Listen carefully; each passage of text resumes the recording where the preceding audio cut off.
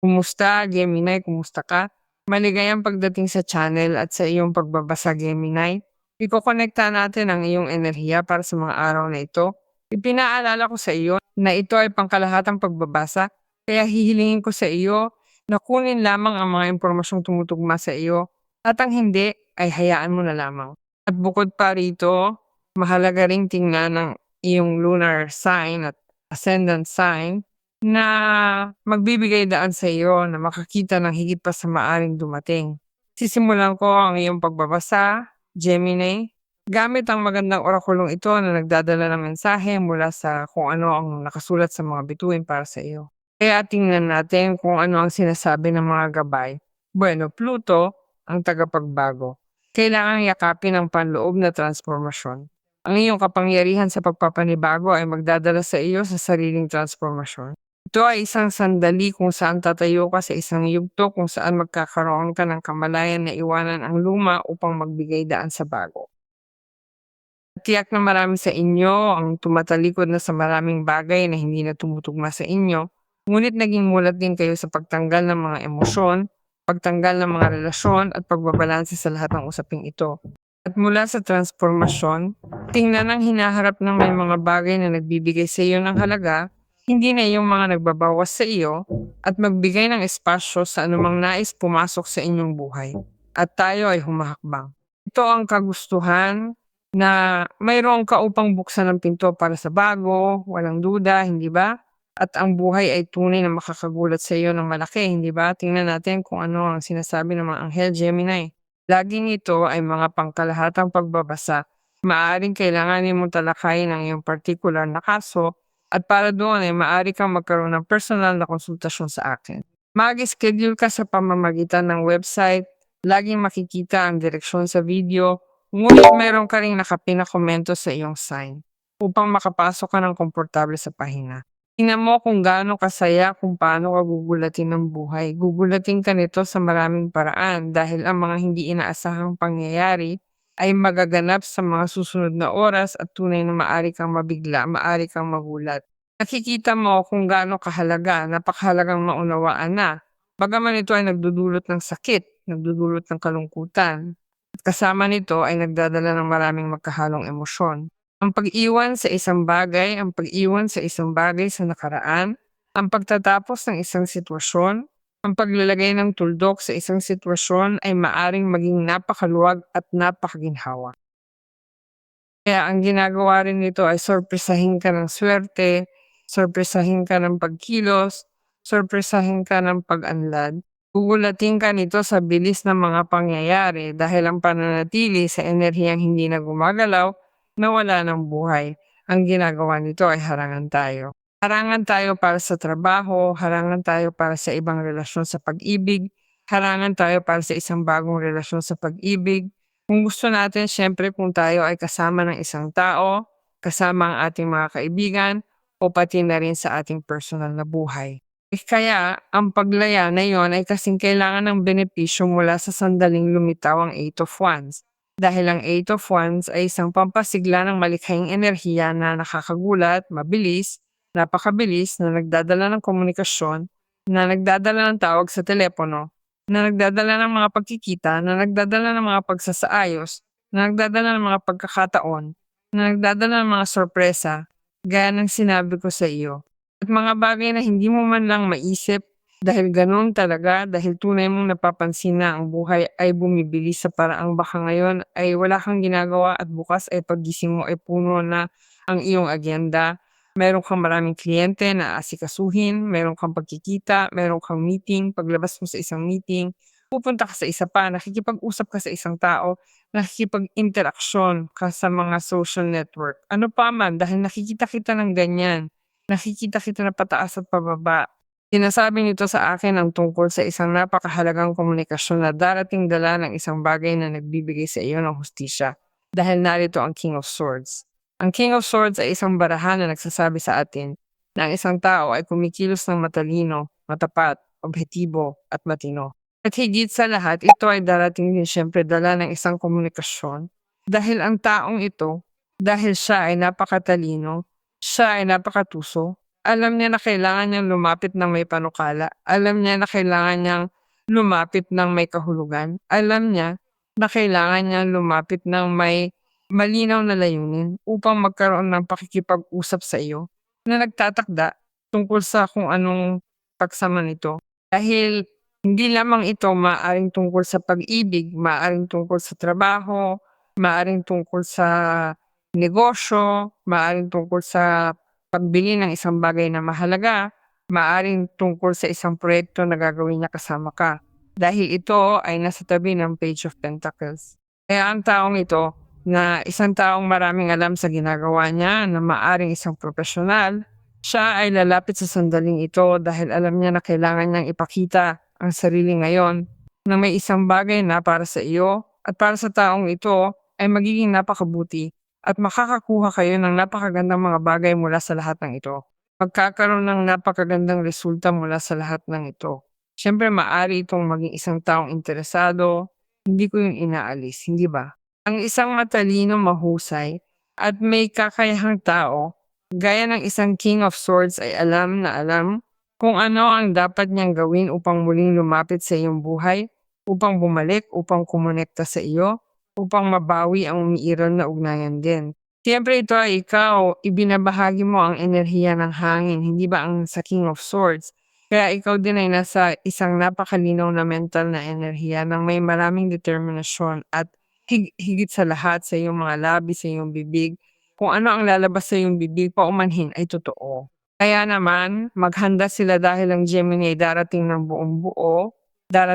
buong buo, at para sa lahat, dahil inaasam mo ang respeto, inaasam mo ang isang lugar ng pribilehiyo, inaasam mo ang isang lugar ng hierarkiya dahil sa iyong alam, dahil sa iyong pinag-aralan, dahil sa iyong natutunan, o dahil sa kung ano ang sa tingin mo ay karapat-dapat ka. At sa tingin ko ay napakagaling dahil ito ay dinadala sa iyo ng Eight of Wands at pinapalakas ng Page of Pentacles. Ang Page of Pentacles ay isang barahan na labis na umaayon sa Eight of Wands dahil sinasabi nito na darating ang inaasahang pagkakataon, darating ang napakagandang pagkakataon, ang pinapangarap. Iyon ang dahilan kung bakit mo maiintindihan na ito ang oras upang magtrabaho sa bagay na iyon. Gawin na natin. May isang bagay na uusad, may isang bagay na uusad, may isang bagay na magpapatuloy. Higit sa lahat, dahil nagtitiwala sila sa iyo. Nagtitiwala sila sa iyong alam. Nagtitiwala sila sa kung ano ang maaring makamit mula rito. Maging ito ay isang commercial na asosasyon o personal o bilang magkapareha. Nagkakaroon ng tiwala sa araw-araw na daloy nito. Ngunit kung mayroong Page of Pentacles, kailangan magkaroon ng responsibilidad, pagpupursige, pagbibigay, at pagiging naroroon at pagiging bahagi nito. Hindi ito gaya ng bueno. Nakuha ko na ang puso ng taong ito, gagawin ko ang sarili ko, wala akong pakialam. Oo, nakuha ko na ang trabahong ito, iyon ang gusto ko. Oo, ngunit ang lahat ng sinabi ko na gagawin ko ay hindi ko ginagawa. Hindi narito kailangan mo maging naroroon, kailangan mo maging nakatuon, kailangan maging walang pasubali para dito, at masisiguro ko sa iyo na ang gusto mo at pinangarap mo ay darating sa pamamagitan ng isang napakagandang panukala. Makikita mong lalago ang isang relasyon, makikita mong lalago ang iyong pera, makikita mong lalago ang iyong mga personal na proyekto, ang iyong propesyon, o mga sitwasyon na darating din dala ng lahat ng alam mong gawin ng iyong pinag-aralan. O ng anumang nais mong matutunan, patuloy na matutunan mula sa kung ano ang maaaring maging practice. Dahil baka ikaw ay nasa isang sandali kung saan inaalok ka ng isang bagay na napaka-interesante, ngunit ikaw, para sa iyong pananaw, ay maging kwalipikado, kailangan mo magsanay, magsanay, magsanay, magsanay. Bueno, kung mayroon kang ganong pagpupursige, tiyak na magugulat ka sa iyong sarili sa lahat ng kaya mong gawin. At maaari mo ring gulatin ang sino mang humihiling sa iyo na magpakadalubhasa sa isang bagay. Halimbawa, hindi ba? Marami sa inyo ang nagsasagawa ng kung ano ang maaring maging anumang uri ng negosyo. Bueno, Five of Pentacles, ang tulong. Wow, ang Wheel of Fortune. Darating ang tulong, alam mo ba? Ang tulong mula sa isang makapangyarihang tao. Maaring isang boss, maaring isang ama, maaring isang kapatid, maaaring ang taong interesado ka. Nakikita ko ang King of Wands na iyon at nakikita ko na tayo ay kumikilos, nakikita ko ang isang lugar ng hierarkiya na maaring kinukumpuni ng Gemini. Kaya kailangan ding maghanda para dun. Bagaman ito ang mayroon ako, Eight of Wands, bueno, ang Five of Pentacles sa isang barahan na naglalagay sa atin ng isang Gemini na tila naghihintay nito. Hindi ba? Kailan ito darating? Kailan ako lalabas sa sitwasyong ito? Bueno, ngayon ay darating na ang tulong. Kunin ang lahat ng pagbasang ito bilang tulong na iyon o senyales na iyon o gabay na hinihingi ng iyong kaluluwa upang, magkaroon muli ng sigla upang magpatuloy para sa lahat ng ito. Ngunit hayaan mo rin ang iyong sarili na tulungan ng mga nasa labas dahil minsan ang Five of Pentacles ay iyon. Nararamdaman ko na ang tulong ay dumarating ng sorpresibo, ang Eight of Wands. Kaya ikaw ay tiyak na lalabas sa sitwasyong iyon ng kakulangan, o kahirapan o limitasyon ng mababang enerhiya ng konting sigasig.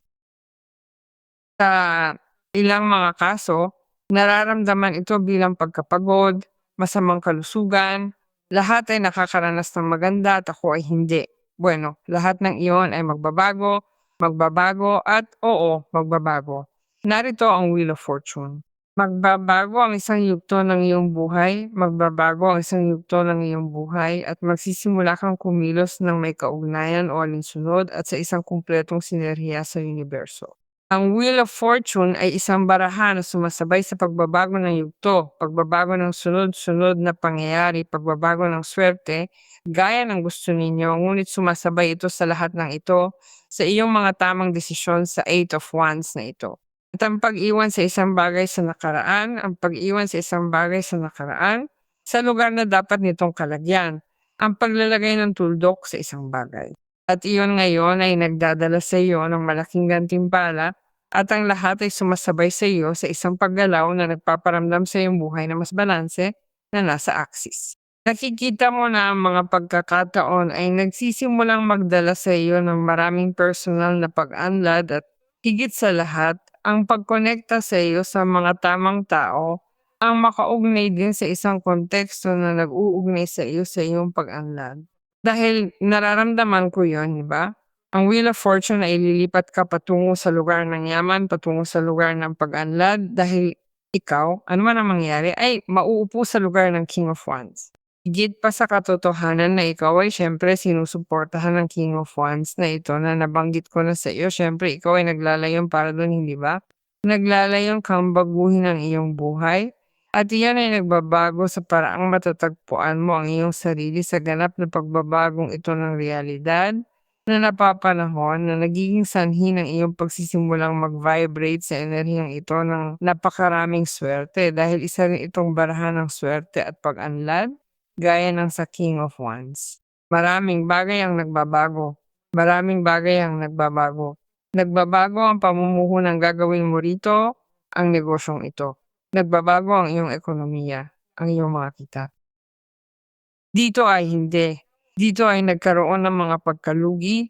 Nakita mo, isang siklo ng mga pagkalugi, isang sandali ng mga pagkalugi sa iyong buhay. Ngunit ang buhay, o ang Wheel of Fortune paumanhin ay umiikot patungo sa kung ano ang kinikita.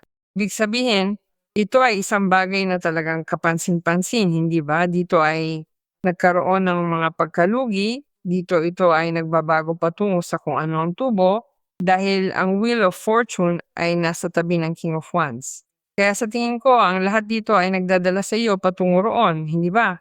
Patungo sa pag-unlad sa mga panahon ng pagbabago sa mga sandali kung saan ang iyong buhay ay kumukonekta lamang sa dinamismo. Dahil maaari pa itong maging dinamismo sa antas ng kung ano ang maaaring maging isang relasyon, hindi ko alam. Dahil malinaw na ang Eight of Wands na iyon ay nagdadala ng isang pag-uusap. Sinabi ko na sa iyo tungkol sa King of Swords, isang taong maaring lumalapit na may desisyon o alam kung ano ang hawak niya. Ibig sabihin, lalapit siya ng alam na alam kung ano ang dapat niyang gawin. Sa paraang dapat niyang gawin dahil alam niya ito na wala nang balikan, hindi ba? At ang Wheel of Fortune, dyan din ito minamarkahan ng kung ano ang maaring magdala sa taong yon. Binubuksan ng mga paborableng kondisyon sa iyong buhay, hindi ba? Kaya ang nakikita ko rito ay pag-unlad, pagkakataon, at isang malaking gantimpala mula sa buhay. Ang siklo ng pagkakataon para sa Gemini upang makapag-develop, ngunit nariyan din ang pagbibigay mo ng espasyo sa sarili upang tanggalin ang anumang nais mong tanggalin. Ang mga bagay na hindi na makatwiran sa iyong kalikasan, sa iyong ugali, sa kung ano ang pumipigil sa iyo, sa kung ano ang hindi hinahayaan kang umago, sa kung ano ang hinahayaan kang makipagsabay sa pag-unlad. Higit sa lahat dahil ang mga pagbabago ay napaka-positibo na hindi mo nagugustuhing manatili sa pabigat. Hindi mo nagugustuhing manatili sa kung ano ang nagpapadapa sa iyo sa kahirapan o sa pagiging karaniwan. Kaya sa tingin ko ay may darating na magbibigay sa iyo ng malaking kapalit. Isang bagay na para sa iyo ay tiyak na ito ay isang tiyak na tagumpay.